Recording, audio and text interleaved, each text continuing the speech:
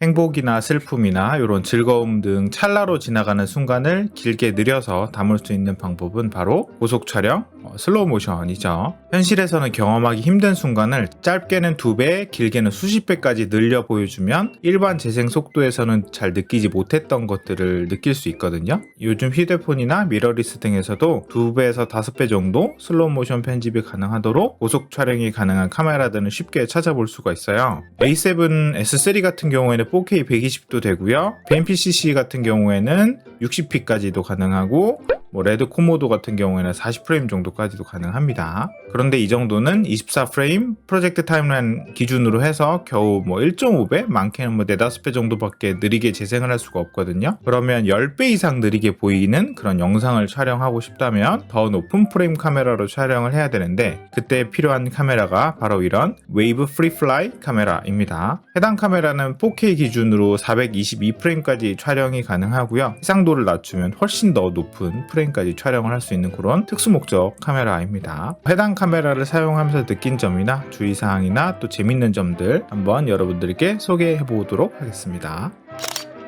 웨이브는 프리플라이라는 회사에서 나온 카메라예요. 프리플라이라는 회사 못 들어보신 분들도 많을 텐데 짐벌로 되게 유명한 회사거든요. 드론이나 짐벌 하면 보통 이제 DJI, 따장 인더스트리, 로닌 정도 알고 계시는 분은 많을 텐데, DJI도 좋은 제품 많이 만들지만 프리플라이도 좋은 카메라 제품 만드는 그런 생산 업체입니다. 해당 회사에서는 드론이나 컨트롤러나 카메라 같은 것도 만들고요. 이 중에 하나가 이제 웨이브거든요. 웨이브 같은 경우에는 슈퍼 35 센서 가지고 있는데 대략 한 크롭바디 사이즈 APS-C 정도랑 거의 비슷한 사이즈라고 보시면 되고요. 무게는 700g 정도 나오는데 바디 전체가 알루미늄이라서 되게 무게감이 있고 되게 단단하게 느껴져요. 카메라 정면 보면 왼쪽에는 방열판, 여기 밑에 뜯어보면 또 배터리도 들어가고, 오른쪽에는 카메라 렌즈 마운트가 있습니다. 마운트는 소니 마운트 사용해서 당연히 소니 렌즈 사용 가능하고, 어댑터 사용해서 캐논 렌즈 사용할 수 있습니다. 저 같은 경우에는 이제 제품 촬영할 때 주로 100mm 매크로 렌즈나 90 소니 매크로 주로 사용했고요. 기본 마운트 한 다음에 락킹 시스템이라서 돌려서 이렇게 잠그는 기능도 있습니다. 이번에 뒷면인데 모양이 독특하게 생겼죠. 이 카메라 조금만 사용해도 정말 많이 뜨거워지거든요. 진짜 만지기 힘들 정도로 뜨거워지는데, 그래서 바디 전체가 열을 잘 발산할 수 있는 그런 구조로 되어 있고요. 더불어서 뒷부분에 통풍구도 이렇게 자리하고 있습니다. 오른쪽 측면에 HDMI 포트랑 전원 포트, 그리고 USB-C, GPIO라는 핀도 있어요. 근데 GPIO는 저는 처음 보는 핀인데 이런 것도 있습니다. 그런데 이 카메라 지금 보시면 좀 특이한 게 해상도나 프레임이나 배터리 상태 등을 알 수 있는 디스플레이 창이 단 하나도 없죠. 그래서 이 카메라 사용할 때는 반드시 외장 모니터 사용해서 정보를 봐야 됩니다. 레드 코모도도 보면 위에 작은 창 하나 정도는 있거든요. 그 상태창 볼 수 있게 조그만 외부 디스플레이 하나 정도는 있었으면 어땠을까라는 생각이 듭니다. 그리고 이 카메라는 특이하게 내장 메모리 용량이 2TB까지 구성을 할 수가 있어요. 당연히 비트레이트 용량 굉장히 높아서 NVMe SSD 사용해서 빠르게 저장합니다. 그리고 촬영할 때 굉장히 알뜰하게 찍어야 되는데 2TB 4K 422 프레임 per second 기준으로 하면 40분도 촬영을 못해요. 촬영할 때 저 같은 경우는 습관이 레코드 누르고 불 들어온 거 보고 레디 액션 이렇게 하는데 빠르게 찍어야 돼요. 그리고 뒤에서 더 설명하겠지만 촬영 파일을 바로 사용하는 게 불가능해요. 그래서 전용 프로그램을 사용해서 아웃풋을 해야 되는데, 이 프로그램 자체 그리고 인코딩하는 게 꽤 부담스럽다 보니까 최대한 알뜰하게 촬영하는 게 중요합니다. 그리고 작지만 내장 배터리가 있기는 한데요. 당연히 촬영하라고 넣어준 배터리는 아니고요. 촬영분 확인 정도 사용할 수 있는 그런 배터리입니다. 저장되는 이미지는 10비트인데요.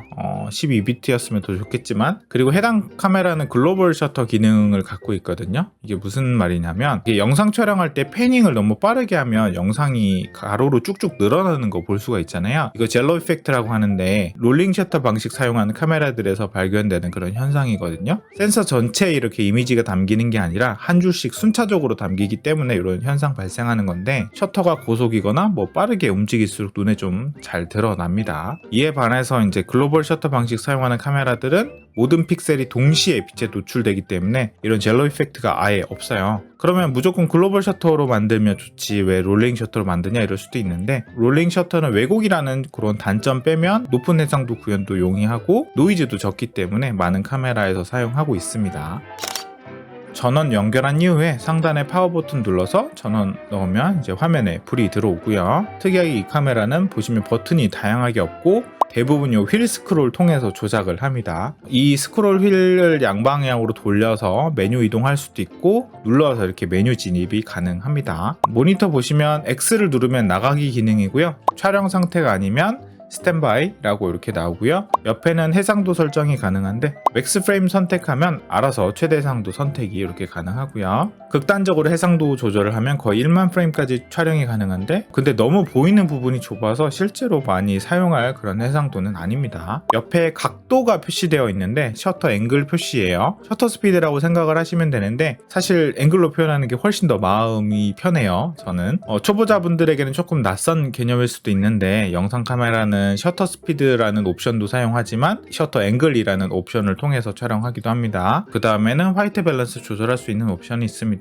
이렇게 켈빈 값 자유롭게 조절할 수가 있고요. 그 옆에는 컬러 모드가 있는데 1, 2, 3 이렇게 3개가 있어요. 컬러 1번 같은 경우에는 렉7 온라인하고 되게 비슷한 그런 느낌의 모드고 컬러 2번 같은 경우에는 DR이 살짝 넓어지는 모드입니다. 촬영한 클립은 플레이백 당연히 들어가면 볼 수가 있고 재생 속도를 빠르게 해서 이렇게 볼 수도 있고요. 위에 납을 돌려서 배속도 조절하고 플레이나 이렇게 스탑해서 제어를 할 수가 있습니다. 이제 촬영을 했으면 아웃풋을 해야 되는데 위에 옆에 타입C 포트 통해서 컴퓨터와 연결해서 파일을 옮길 수가 있고 촬영하고 나면 C000로 시작하는 그런 폴더가 생기고요. 파일 포맷은 KWV인데 다빈치나 프리미어 프로나 이런 영상 편집 프로그램에서 바로 불러오는 게 불가능합니다. 아예 읽히지가 않아요. 그래서 프리플라이 홈페이지 가면 웨이브 카메라 파일을 변환할 수 있는 전용 소프트웨어가 이렇게 나오고요. 설치 후에 실행하면 현재 사용하고 있는 그래픽 사양하고 펌웨어 정보가 이렇게 위에 뜹니다. 오른쪽에 탭이 보이는데 오픈 탭에서는 영상 불러오는 거고요. 날개 칸에 브라우저 눌러서 파일을 불러와주면 됩니다. 폴더 하나만 선택해도 들어있는 화면 전체가 다 불러와지기 때문에 하나씩 불러오실 필요는 없고요. 다음에 어드저스트 탭인데 특이하게 색 보정 프로그램이 들어있어요. 어떤 프레임과 셔터 앵글로 촬영했는지 나오고 컬러 관련된 다양한 이런 조절도 할 수 있습니다. 저는 개인적으로 여기서는 작업 안 했고요. 다 그냥 그대로 뽑아서 다빈치 리졸브 가져가서 컬러 작업을 했고요. 원본 그대로 다 뽑지 않고 인포인트, 아웃포인트 지정해서 출력을 할 수가 있습니다.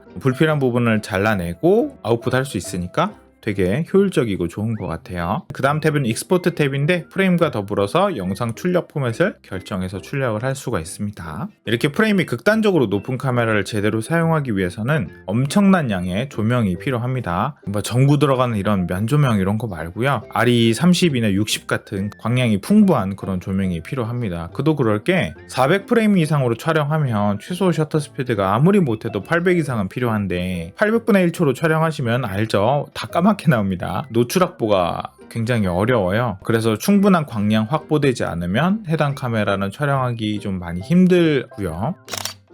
팬텀사의 플렉스 4K라는 카메라가 있거든요. 이것도 어마무시한 카메라입니다. 4K 해상도로 1000프레임까지 촬영할 수 있는 카메라인데 이런 카메라는 사실 경험하기도 좀 많이 힘들어요. 이유가 뭐냐면 일단은 렌탈비만 몇백만 원이고요. 렌탈할 때 오퍼레이터가 같이 옵니다. 구매하려고 하면 대략 억이 넘어가거든요. 그래서 실질적으로 좀 경험해보기 힘든 그런 카메라인데 그에 반해서 프리플라이 웨이브 같은 경우에는 1000만 원 좀 넘어가는 가격에 구매를 할 수가 있기 때문에 비싸지만 그래도 약간 싼 그런 느낌의 카메라라고 생각을 합니다. 특이한 영상 많이 만들어낼 수 있는 카메라인 것 같습니다. 가끔 이렇게 재밌는 카메라들 한번 있으면 소개를 해드려 보도록 할게요. 오늘도 영상 재밌게 보셨으면 좋아요, 구독 부탁드리고 다음에 더 좋은 내용으로 찾아뵙도록 하겠습니다. 감사합니다.